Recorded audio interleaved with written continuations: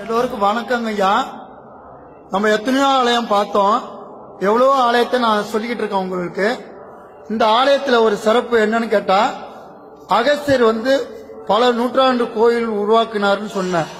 ஆனா அவர் மனசரிய ஒரு லிங்கத்தை உருவாக்கி தரிசனம் பண்ண இடம் நான் கிளம்புன இடம் அது சென்னையில பெருங்குளத்தூர்ல இருக்கு. அதே மாதிரி உள்ள பெரிய ஆலயம் இங்கேயே அகத்தியர் தவம் இருந்து பூஜை பண்ணின இடம் தான் இந்த இடம். இந்த இடத்துல அகஸ்தியரே உட்கார்ந்து ஒரு காட்டுக்குள்ள உட்கார்ந்து தவம் இருந்து அவர் ஒரு லிங்கத்தை உருவாக்கி இங்கேயே ஒரு சித்தர் ஜீவசமாதியாக கருவறையில உட்கார்ந்துருக்காங்க.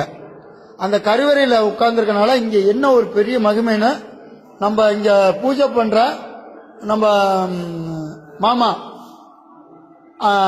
அச்சகர ஐயா கிட்ட கவுக்கலாம் விவரத்தை. ஐயா வணக்கம் ஐயா. ஐயா இங்க என்ன சிறப்புங்க ஐயா? இந்த கோயில் அகத்தியர் மானசீகமா பிரதிஷ்டை பண்ணார். மானசீகமான பிரதிஷ்டையில் இவர் பொதிகை மலையில முதல்ல ஸ்தாபனமாகி குத்தாலநாதரை பிரதிஷ்டை பண்ணிட்டு அதுக்கு அடுத்ததாக இங்க சாயங்காலம் இந்த மாதிரி சாயங்கால வேலையில இங்க புளிய மரத்தினுடைய அருகாந்த நிழல்ல உட்கார்ந்த உடனே சிவ பூஜை பண்ணணும் ஒரு ஆசை வந்தது. அந்த ஆசையில நித்திய பூஜைங்கிறது உடனே உருவ வழிபாடு வேணும். அந்த உருவ வழிபாடு உடனடியாக அடிக்க முடியாதுங்கிறதுக்காண்டி தூர்ல இருக்கிற மணலை பூரா அப்படியே கூட்டி லிங்கமாக பிடிச்சிருக்காரு.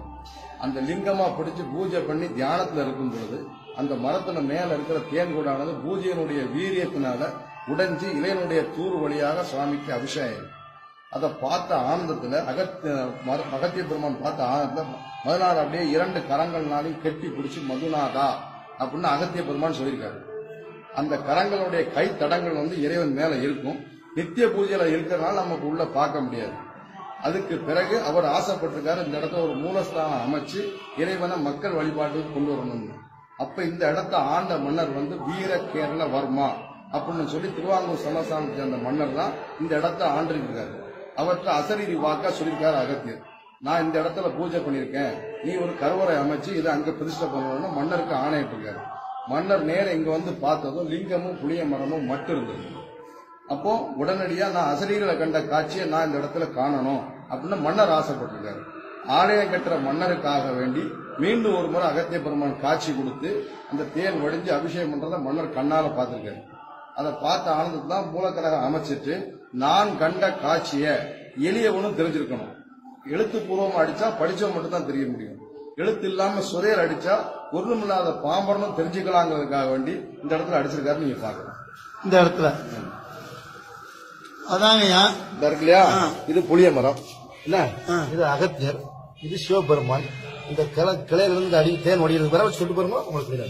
ஆமா இதுதான் பாருங்க லிங்கம் இருட்டா இருக்கு. இதுதான் அகத்தியர், இது மரம். அந்த புளிய மரத்தை நம்ம பார்த்தோம், இருட்டா இருக்கனால பார்க்க முடியல.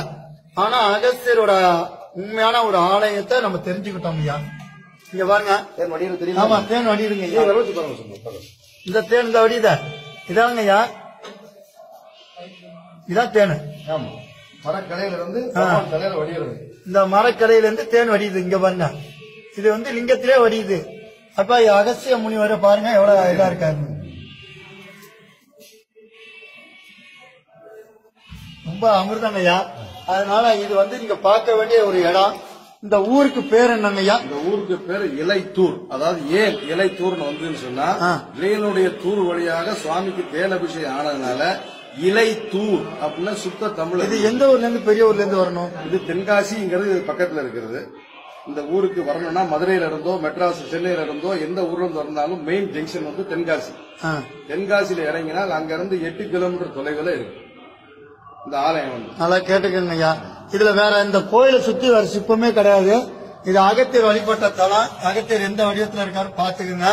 நம்ம அடியார்கள் யாரா இருந்தாலும் சிவனை வழிபட்டதுனால சித்தர்களும் முனிவர்களும் வாழ்ந்து கொண்டே இருக்கும் ஒரு புண்ணிய ஸ்தலம். இங்க அகத்தியர் ஒரு சிவசமாதி மாதிரி கருவறையில உள்ளன. இது உண்மை, அதையும் கண்டுபிடிச்சாச்சு. அகஸ்தியரே இங்க அமர்ந்த ஒரு காட்சி இங்க இருக்கு. அவரோட பேரு இதான், நல்லா புரிஞ்சுக்கோங்க ஐயா. அம்பாள் பேரு தர்மசவர்தனி அறம் வளர்த்த நாயகி. நல்லதுங்க ஐயா. எல்லாருக்கும் வணக்கம். நானே எப்படி இருக்கேன், எங்க இருந்தாலும் இந்த இடத்துக்கு கண்டிப்பா வரணும். இந்த கோயிலோட வளர்ச்சி மேலும் மேலும் நம்ம தெரிஞ்சுக்கிறோம் ஐயா. நன்றியா, நன்றியா.